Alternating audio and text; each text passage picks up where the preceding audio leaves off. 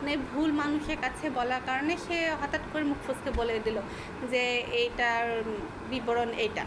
তো বিবরণটা বলতে গেলে যদি ভালো ফলাফলের জায়গায় যদি খারাপ মন্তব্য করে ফেলে, আপনি কিন্তু সে খারাপটাই পেতে পারেন। সেজন্য খুব সতর্কর সাথে আপনি চেষ্টা করবেন ভুল মানুষের কাছে স্বপ্নের বিবরণ না দেওয়ার জন্য, স্বপ্নের কথা শেয়ার না করার। যখনই কেউ স্বপ্নের কথা শুনবে বা আপনাকে কেউ যখন বলবে বা আপনি যখন বলবেন, তখন আপনি অবশ্যই এই সৃষ্টিকর্তার উপরে ভরসা রাখবেন, যেন সৃষ্টিকর্তা এই বিষয়ে ভালো জানেন।